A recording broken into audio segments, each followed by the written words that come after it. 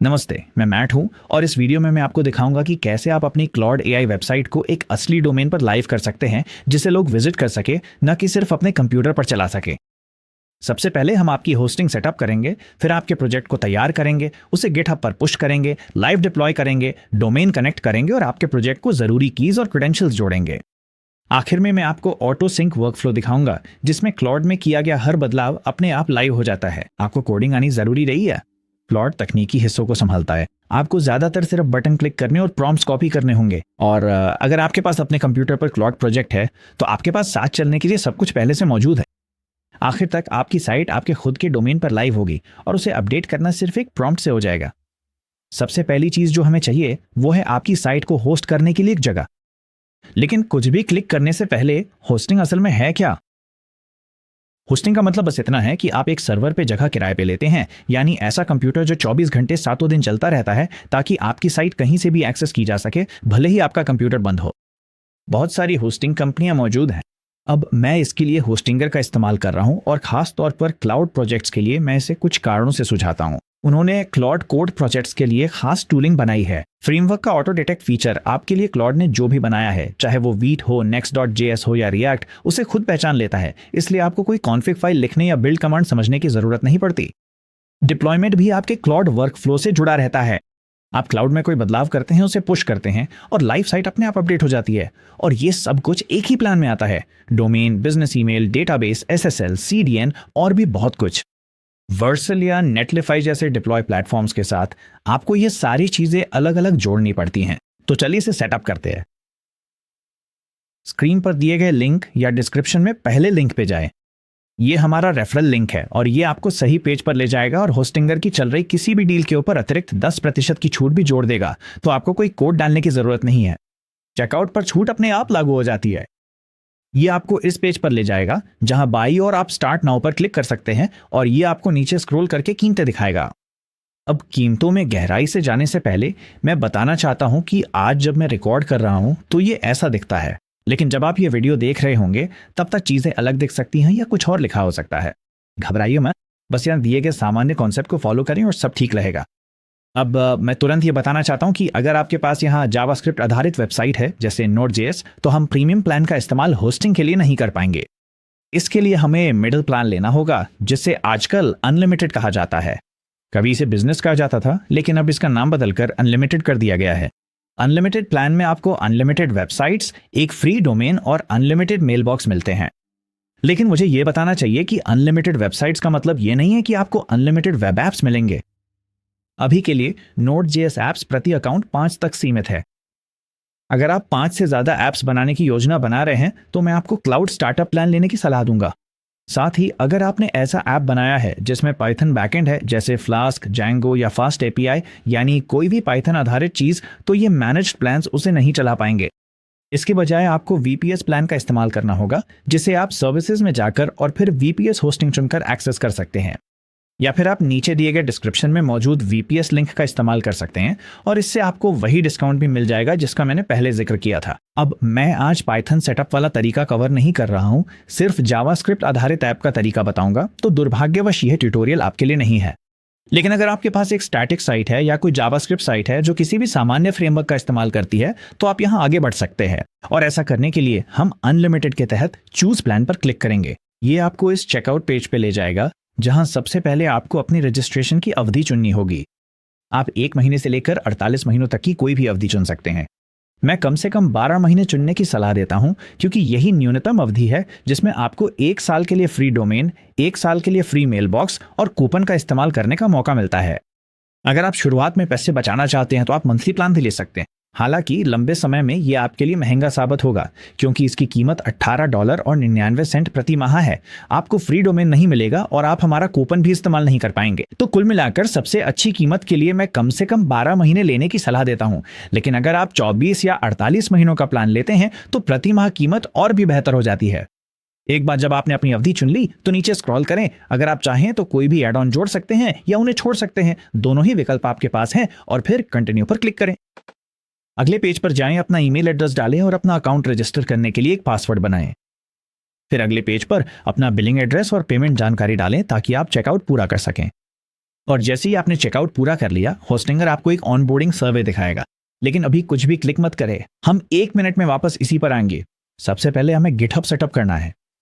मैं एक cloud project से शुरू कर रहा हूं जो मैंने पहले ही बना लिया है। अगर आपने अभी तक अपना प्रोजेक्ट नहीं बनाया है तो मैंने डिस्क्रिप्शन में एक वीडियो लिंक किया है जिसमें बताया गया है कि क्लाउड कोड से $10,000 की वेबसाइट्स कैसे बनाएं। अब कुछ भी कनेक्ट करने से पहले हमें क्लाउड के साथ 3 जल्दी चेक करने हैं। पहला चेक इसलिए ज़रूरी है क्योंकि इससे हमें पता चलता है कि आज हम जो डिप्लॉय पाथ ले रहे हैं वो आपके प्रोजेक्ट के लिए सही है या नहीं। तो चेक नंबर 1, क्लाउड ने क्या बनाया है।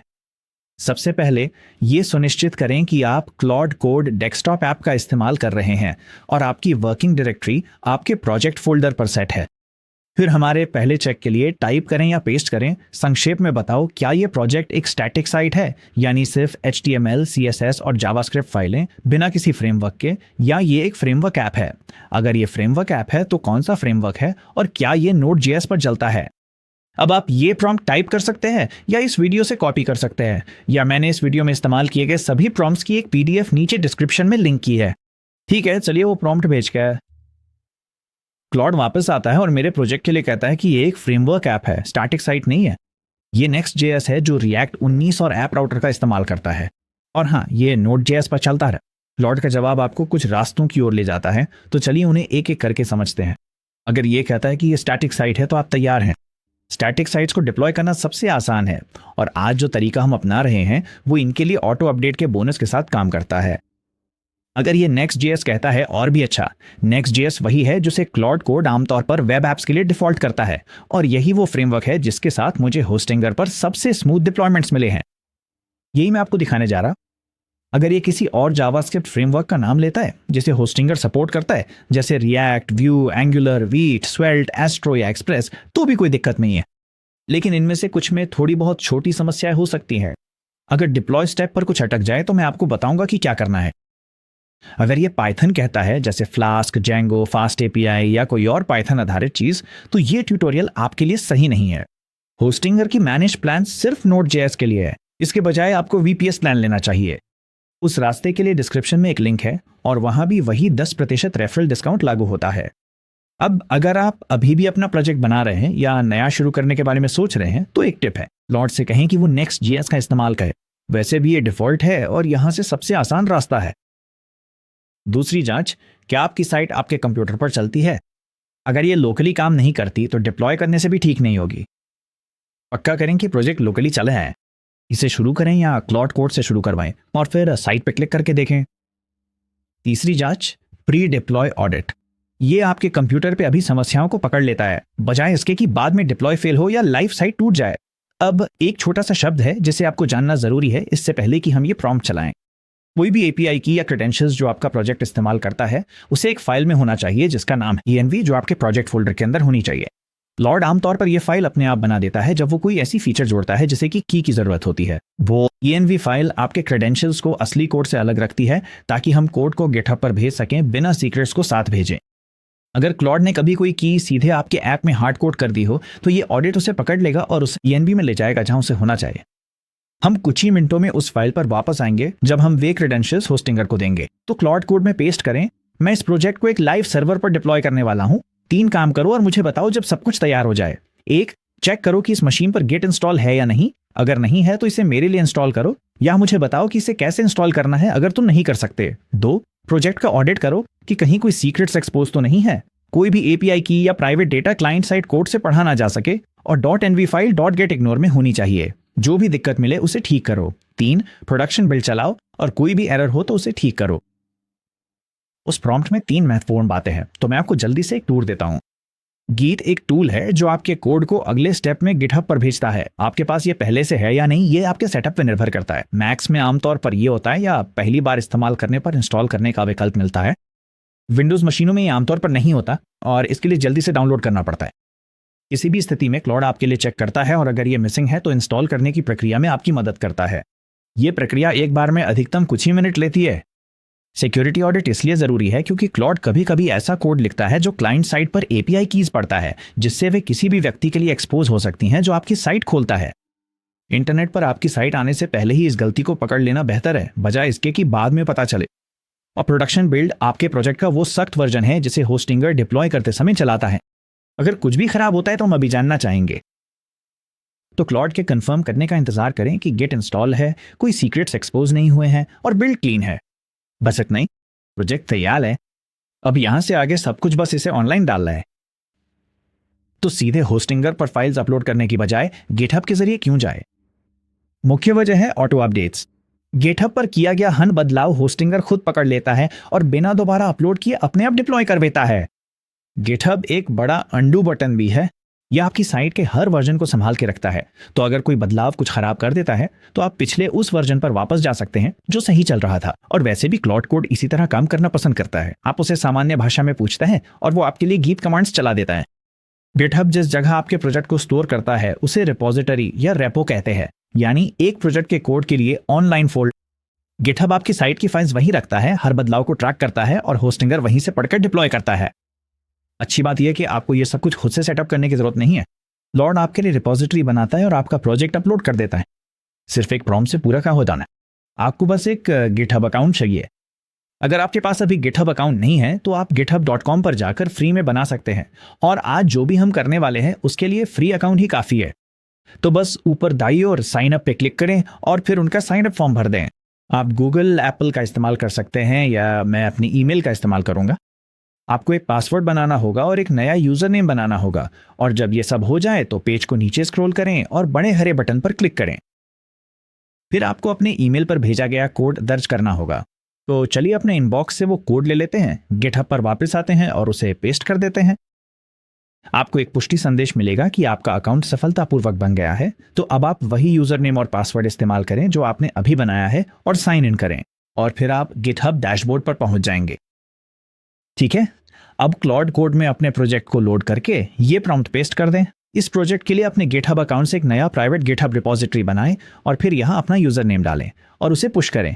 एक .gitignore जोड़ें जो मेरी .env फाइल और किसी भी API की को सुरक्षित रखे ताकि वे कभी अपलोड ना हो। अगर मेरा गिटहब अकाउंट ऑथेंटिकेटेड नहीं है तो मुझे बताएं कि उसे कैसे कनेक्ट करें। अब इस प्रॉम्प्ट के दो हिस्से हैं जो मायने रखते हैं। प्राइवेट का मतलब है कि कोड सिर्फ आप ही देख सकते हैं और git.getline आपकी सुरक्षा के लिए है। इसके बिना आप गलती से अपनी API कीज पूरे इंटरनेट पर पब्लिश कर सकते हैं। आधुनिक क्लाउड कोड आमतौर पर इसे खुद ही सही तरीके से संभाल लेता है, लेकिन इसे जोर से मांगना अच्छी आदत है। इसमें आपका कुछ नहीं जाता और अगर आप इसे मिस कर देते हैं तो आपकी क्रेडेंशियल्स पब्लिक इंटरनेट पे एक्सपोज हो सकती हैं, जो कि सिर्फ 2 बार पूछने के नुकसान से कहीं ज्यादा बड़ा नुकसान है। ठीक है, चलिए आगे बढ़ते हैं और इस प्रॉम्प्ट को रन करते हैं। अब जब आप पहली बार क्लॉड कोड से पुश करते हैं तो गिटहब को एक इंटरैक्टिव ऑथराइजेशन की जरूरत होती है। क्लॉड इसे चुपचाप बैकग्राउंड में नहीं कर सकता, इसलिए रुक जाएगा और आपको एक लाइन का कमांड देगा जिसे आपको अपने कंप्यूटर के टर्मिनल में चलाना होगा, आमतौर पर ghauth login। आपके कंप्यूटर सेटअप पर निर्भर करता है। हो सकता है आप सिर्फ टर्मिनल में प्ले बटन पर क्लिक करके इसे चला सकें, लेकिन अगर ये आपके लिए काम नहीं करता, जैसे कि ये मेरे सिस्टम पे भी नहीं करता, तो आप कॉपी बटन पर क्लिक कर सकते हैं, अपना टर्मिनल खोलें, कोड पेस्ट करें और उसे चलाने के लिए अपने कीबोर्ड पर रिटर्न या एंटर दबाएं। अब मुझे पता है कि हम टर्मिनल का इस्तेमाल कर रहे हैं, इससे डरिए मत। ये एक बार की सेटअप है और प्रक्रिया बस इतनी है कि या तो क्लॉड द्वारा दिए गए स्टेप्स फॉलो करें या फिर जो स्टेप्स मैं आपको यहाँ देने वाला हूँ उन्हें फॉलो करें, तो आप इसमें कोई गलती नहीं कर सकते। जब यह वापस आके ये पूछे आप गिटहब कहाँ इस्तेमाल करते हैं, तो अपने कीबोर्ड के ऊपर और नीचे वाले एरो का इस्तेमाल करें ताकि github.com चुना हुआ हो। फिर अपने कीबोर्ड पर एंटर या रिटर्न दबाएं। फिर जब ये पूछे इस होस्ट पर गिट ऑपरेशंस के लिए आपकी पसंदीदा प्रोटोकॉल क्या है, तो अपने एरो की से HTTPS चुनें और फिर अपने कीबोर्ड पर रिटर्न दबाएं। जब ये पूछें कि आप गिटहब CLI को कैसे प्रमाणित करना चाहेंगे तो log in with a web browser चुनें। फिर ये आपको एक वन टाइम कोड देगा। उस कोड को कॉपी कर ले, फिर अपने कीबोर्ड पर एंटर दबाएं ताकि गिटहब आपके ब्राउजर में खुल जाए। यहां यह दिखाएगा कि आप अपने अकाउंट से साइन इन हैं। आप हरे रंग के कंटिन्यू बटन पे क्लिक कर सकते हैं, फिर अपना वन टाइम ऑथराइजेशन कोड डालें और कंटिन्यू पे क्लिक करें। यहां अगली पेज पर आपको ऑथोराइज गिटहब पर क्लिक करना होगा और फिर आपको एक कंफर्मेशन मिलेगा कि सब सेट है और आप इस टैब को बंद कर सकते हैं। क्लॉड कोड पर वापस जाएं और उसे बताएं कि आपने अकाउंट कनेक्ट कर लिया। फिर से पुश करने की कोशिश करें। अगर आपका क्लॉड आपको बताता है कि गिटहब CLI इंस्टॉल नहीं है, तो पहले वो जो भी इंस्टॉल स्टेप्स बताएं उन्हें फॉलो करें, फिर auth कमांड चलाएं। दोनों ही तरीकों में प्रक्रिया एक जैसी ही है। क्लॉड आपको बिल्कुल बताएगा कि क्या टाइप कर रहा है। कुछ मिनटों बाद क्लॉड आपको बताएगा कि रिपोजिटरी बना दी गई है और पुश भी हो गया है। इसका मतलब है कि अब आपका कोड गिटहब पर आपकी प्राइवेट रिपोजिटरी में है और डिप्लॉय के लिए तैयार होना चाहिए। लेकिन चलिए क्लॉड के काम को चेक कर लेते हैं। हम होस्टिंगर को गिटहब पर इसी रिपोजिटरी की ओर पॉइंट करने वाले हैं, तो हम अपनी आंखों से देखना चाहते हैं कि सब कुछ सच में वहां पहुंच गया है या नहीं। अगर ये आपको यूआरएल देता है तो आप उस पर क्लिक कर सकते हैं, या फिर अपने ब्राउजर में अपने गिटहब अकाउंट पर वापस जाएं, पेज को रिफ्रेश करें और आपको अपने डैशबोर्ड के बाएं तरफ रिपोजिटरीज की एक लिस्ट दिखनी चाहिए। या आप देख सकते हैं कि फिक्सेट एआई रिपोजिटरी ऐड हो गई है, जो बिल्कुल वही है जो हमें चाहिए था। तो चलिए इसे खोलते हैं और देखते हैं। और ये रही, तो आप क्लिक करके अपनी साइट का सारा कोड देख सकते हैं, और क्योंकि ये प्राइवेट है, इंटरनेट पर कोई और इसे नहीं देख सकता। ठीक है, तो सारे प्रोजेक्ट फाइल्स यहाँ हैं और इसमें कोई भी सीक्रेट्स या कीज मौजूद नहीं है। यही बिल्कुल हमें चाहिए जाता। अब जब हमारे पास सारी जरूरी चीजें हैं तो चलिए वापस होस्टिंगर पर चलते हैं। यहाँ ऑनबोर्डिंग में क्रिएट अ न्यू साइट पे क्लिक करें। आपको कुछ विकल्प तुरंत दिखेंगे, लेकिन हम इन पहले 3 विकल्पों को छोड़ देंगे और एडवांस्ड यूजर सेक्शन में जाएंगे, जहां लिखा है node.js वेब ऐप। इस पे क्लिक करें। अगर आपको ये create a new site workflow में नहीं मिलता तो आप इसे माइग्रेट अ साइट वर्कफ्लो में भी ढूंढ सकते हैं। किसी भी तरह यही वो विकल्प है जो हमें चाहिए, node.js वेब। फिर आगे बढ़े और नेक्स्ट पे क्लिक करें। यहाँ ये आपसे पूछेगा कि आप इस वेबसाइट के लिए कौन सा डोमेन नाम इस्तेमाल करना चाहते हैं, और आप यहाँ नया डोमेन ढूंढ सकते हैं, या जो डोमेन आपके पास पहले से है उसे यहाँ टाइप करके कनेक्ट कर सकते हैं। तो मैं यहाँ वो डोमेन टाइप करूंगा जिसे मैं ढूंढ रहा हूँ, और यहाँ एक कॉमन उपलब्ध है। क्योंकि मैंने एनुअल प्लान लिया है, आप देख सकते हैं कि मुझे ये डोमेन 1 साल के लिए फ्री मिल रहा है, तो मैं इसे सिलेक्ट कर लेगा। अब जैसा कि मैंने कहा, अगर आपके पास पहले से ही किसी और जगह डोमेन नाम है जैसे GoDaddy या नेमचीप, तो उसे भी इसी तरह यहाँ टाइप करें, और जब आप पूरा कर लेंगे तो होस्टिंगर आपको DNS सेटिंग्स देगा जिन्हें आपको अपने मौजूदा रजिस्ट्रार पर जोड़ना होगा। फिर आपको बस दिए गए स्टेप्स को फॉलो करना है ताकि सब कुछ सही से कनेक्ट हो जाए। नेम सर्वर में किए गए बदलावों को पूरी तरह से प्रभावी होने में 1 या 2 दिन लग सकते हैं, तो अगर आपका डोमेन तुरंत रिजॉल्व नहीं होता है तो घबराएं नहीं। एक बार जब आपने सब सेट कर लिया तो आगे बढ़ें और नेक्स्ट पे क्लिक करें। अगले पेज पर आपको अपना डोमेन रजिस्टर करने के लिए अपनी डिटेल्स भरनी होंगी। जब आप पूरा कर लें तो रजिस्टर पे क्लिक करें। अब आपके ऑनबोर्डिंग वर्कफ्लो में ये पेज हो सकता है, लेकिन ये जरूरी नहीं कि हो। ये where is your target audience located वाला पेज। अगर आपको ये पेज मिलता है तो अपनी लक्षित ऑडियंस के बहुमत के सबसे नजदीकी स्थान को चुनें। मेरे मामले में यूनाइटेड स्टेट्स मैसाचुसेट्स बिल्कुल सही है। और फिर हम आगे बढ़ेंगे और नेक्स्ट पे क्लिक करेंगे। इस डिप्लॉय और वेब ऐप पेज पर आपके पास 3 विकल्प होंगे और हम कनेक्ट विद गिटहब विकल्प चुनेंगे। इससे आपको एक पॉपअप मिलेगा जिसे आपको स्क्रॉल करके होस्टिंगर को अधिकृत और इंस्टॉल करना पड़ सकता है। तो आगे बढ़ें, स्क्रॉल करें और सुनिश्चित करें कि ऑल रिपोजिटरीज चुना हुआ है, फिर इंस्टॉल एंड ऑथराइज पर क्लिक करें। इसके बाद आपको एक पेज पर ले जाया जाएगा जिसमें लिखा होगा select git repository to import, और आपको अपनी सभी अलग अलग गिटहब रिपोजिटरीज की सूची दिखाई देगी। इस मामले में मेरे इस अकाउंट पर सिर्फ एक ही रिपोजिटरी है, और वो है फिक्सेट एआई रिपो, जिसे हमने अभी अभी अपलोड किया है। तो आपको जो करना है वो ये है कि उस रिपोजिटरी को ढूंढें जिसे आप डिप्लॉय करना चाहते हैं, और फिर डिप्लॉय बटन पर क्लिक करें। अब आप बिल्ड सेटिंग्स पेज पर पहुंचेंगे जहां हम होस्टिंगर को बताते हैं कि आपके प्रोजेक्ट को कैसे चलाना है। यहाँ 2 चीजें होती हैं, एक है फ्रेमवर्क प्रीसेट और दूसरी है आपके प्रोजेक्ट की क्रेडेंशियल्स, जो एनवायरनमेंट वेरिएबल सेक्शन के तहत आती हैं। हम पहले फ्रेमवर्क सेट करेंगे और फिर अगले स्टेप में होस्टिंगर को क्रेडेंशियल्स देंगे। तो सबसे पहले ये डबल चेक करें कि कौन सा फ्रेमवर्क प्रीसेट चुना गया है। होस्टिंगर खुद पहचान लेता है कि क्लॉड ने कौन सा फ्रेमवर्क इस्तेमाल किया है। बस ये सुनिश्चित करें कि ड्रॉप डाउन में चुना गया फ्रेमवर्क आपके प्रोजेक्ट से मेल खाता हो। आपको पहले से पता है कि यहाँ क्या चुनना है। मेरे केस में नेक्स्ट JS बिल्कुल सही है। ठीक है, अब इसके ठीक नीचे आपको एनवायरनमेंट वेरिएबल सेक्शन दिखेगा जिसका मैंने पहले जिक्र किया था। अगर आपका प्रोजेक्ट अपने आप से बाहर किसी भी चीज़ से बात करता है, जैसे AI फीचर्स, डेटाबेस, पेमेंट्स या कोई भी ऐसी चीज़ जिसे किसी की ज़रूरत हो, तो उन वैल्यूज़ को यहाँ डालना ज़रूरी है ताकि साइट सही से काम कर सके।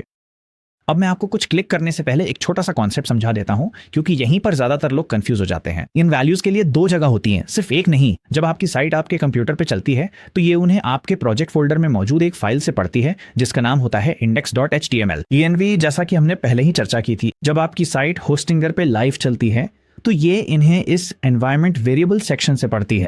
ये वही वैल्यूज हैं, लेकिन ये 2 अलग अलग जगहों पर रहती हैं। इस पर निर्भर करता है कि आप ऐप कहाँ चला रहे हैं। अब हम जो करने जा रहे हैं वो है पहली जगह से दूसरी जगह कॉपी करना। तो सबसे पहले ऐड पर क्लिक करें।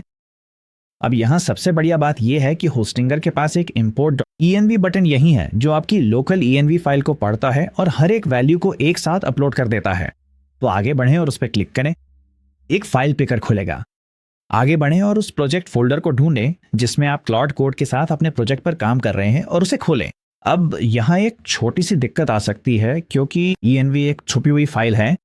डॉट से शुरू होने वाली फाइलें डिफॉल्ट रूप से मैक और विंडोज दोनों पर छुपी रहती हैं। अगर आप पिकर में से ढूंढने जाएंगे तो शायद आपको ये दिखाई नहीं देगी। तो मैक पर कमांड जोड़ शिफ्ट जोड़ पीरियड दबाएं और सभी छुपी हुई फाइलें दिखाई देंगी। अब यहां आप देख सकते हैं env। विंडोज पर फाइल एक्सप्लोरर के व्यू मेन्यू में जाएं, शो चुनें और फिर हिडन आइटम्स पर क्लिक करें। एक बार जब आप अपनी env फाइल ढूंढ लें तो उसे खोलें। होस्टिंगर फाइल को पढ़ता है और उसमें मौजूद हर वेरिएबल को इंपोर्ट कर लेता है। जल्दी से देख लें कि क्या क्या आ गया है। आपके प्रोजेक्ट में आपके कंप्यूटर पर इस्तेमाल होने वाला हर वेरिएबल अब यहाँ होस्टिंगर पर भी है। अब आगे बढ़ने से पहले खास तौर पे डेटाबेस कीज को लेके 2 चेतावनियां हैं। कोई भी डेटाबेस जैसे सुपाबेस, मोंगोडीबी या होस्टिंगर का अपना MySQL 2 तरह की कीज देता है। एक सुरक्षित जो सार्वजनिक इस्तेमाल के लिए होती है और एक एडमिन की जिसे कभी कभी सीक्रेट या सर्विस रोल भी कहा जाता है। सिर्फ सुरक्षित वाली की ही फ्रंट एंड प्रोजेक्ट में होनी चाहिए। अगर क्लॉड ने आपकी env सही से बनाई है तो उसमें एडमिन की नहीं होगी, लेकिन अगर आप कभी मैन्युअली क्रेडेंशियल्स जोड़ते हैं तो ध्यान दें कि कौन सी की पेस्ट कर रहे हैं। और दूसरी बात, इनमें से कोई भी वैल्यू कभी भी गिटहब पर कमिट ना करें। ये वैल्यूज यहाँ एनवायरमेंट वेरिएबल्स में होनी चाहिए और आपके लोकल env में होनी चाहिए। इसी वजह से हमने इसे गिट इग्नोर के जरिए गिटहब स्टेप में प्रोटेक्ट किया था। अब अगर आपके प्रोजेक्ट में अभी तक एनवायरनमेंट फाइल नहीं है या आप बाद में कोई नई की जोड़ना चाहते हैं बिना इस इंपोर्ट फ्लो से गुजरे, तो बस इंपोर्ट की जगह ऐड पे क्लिक करें और नाम व वैल्यू मैन्युअली डाल दें। रिजल्ट वही रहेगा, बस एक बार में एक ही की ऐड होगी। जब आप ये सब कर ले तो फिनिश पे क्लिक करें। ठीक है, सब कुछ सेट हो गया है। आगे बढ़े और डिप्लॉय पर क्लिक करें और होस्टिंगर आपके प्रोजेक्ट को बनाना शुरू कर देगा और उसे इंटरनेट पर लाइव कर देगा। इसमें कुछ मिनट लग सकते हैं, तो बस थोड़ा धैर्य रखें।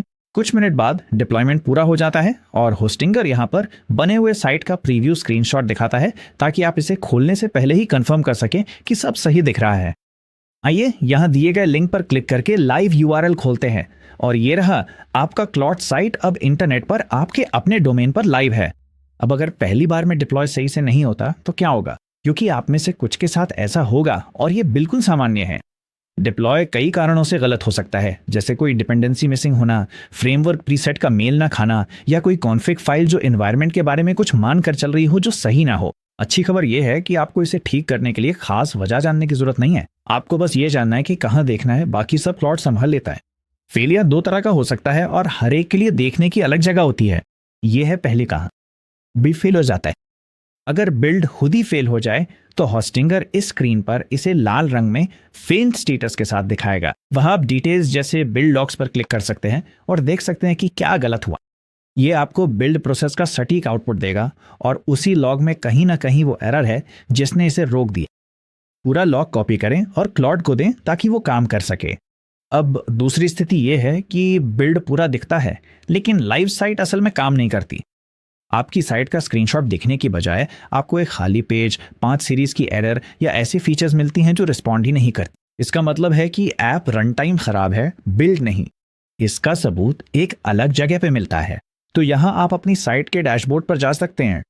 बाईं ओर जाएं, फाइल्स पर क्लिक करें और फिर फाइल मैनेजर चुनें। अपनी साइट के एक्सेस फाइल्स पर क्लिक करें। Node.js फोल्डर को डबल क्लिक करके खोलें। stderr.log नाम की फाइल ढूंढें, उस पर डबल क्लिक करें और मेरी फाइल यहाँ खाली है। लेकिन अगर आपके पास कोई समस्या है तो आप लॉग की सामग्री कॉपी कर सकते हैं और फिर उसे क्लॉड को भेज सकते हैं, ये कहते हुए मेरा होस्टिंगर डिप्लॉय पूरा हो गया लेकिन लाइव साइट काम नहीं कर रही है, ब्राउजर में मुझे ये दिख रहा है, और फिर उसे विस्तार से बताएं।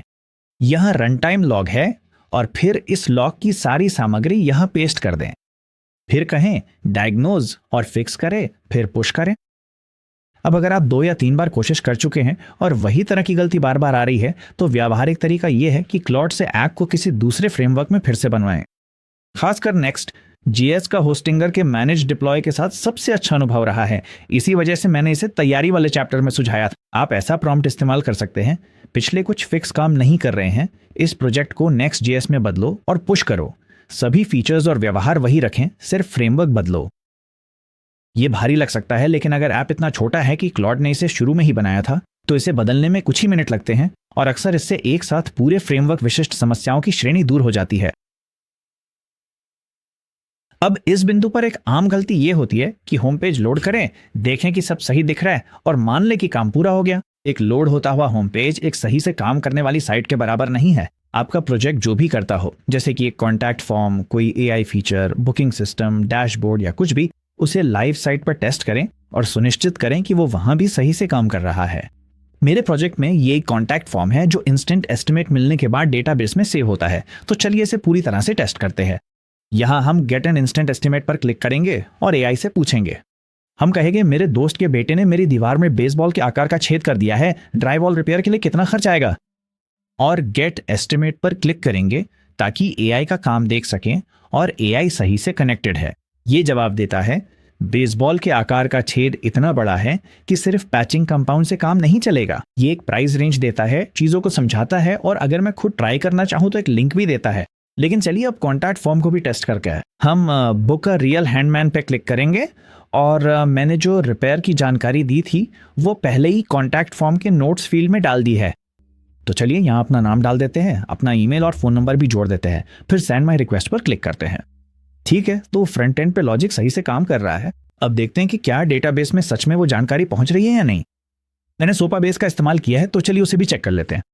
और फिर यहाँ सोपाबेस टेबल में मैं देख सकता हूं कि कॉन्टैक्ट फॉर्म से आई जानकारी यहां पहुंच गई है। आपके प्रोजेक्ट के लिए जो भी इसका समकक्ष है वो चेक जरूर करें।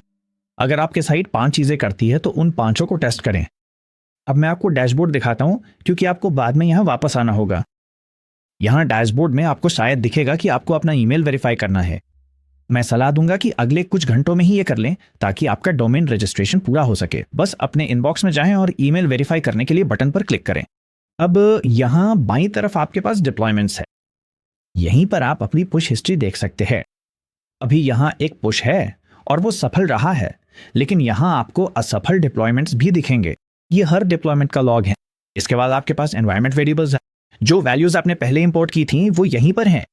अगर आप कभी कोई की बदलते हैं, नई सर्विस जोड़ते हैं या डेटाबेस बदलते हैं तो यहां आकर अपडेट करें और होस्टिंगर अपने आप फिर से डिप्लॉय कर देगा। इसके बाद आपके पास रन टाइम लॉग्स है। यहीं पर आप चेक कर सकते हैं कि अगर कुछ गड़बड़ हो जाए फिर से आप हमेशा इन लॉग्स को कॉपी करके क्लाउड कोड में पेस्ट कर सकते हैं ताकि आपको मदद मिल सके। इसके बाद आपके पास डोमेन। यहां क्लिक करने पर आप अपने डोमेन्स, सब डोमेन्स और रीडायरेक्ट्स को मैनेज कर सकते हैं। और आखिर में डेटाबेस।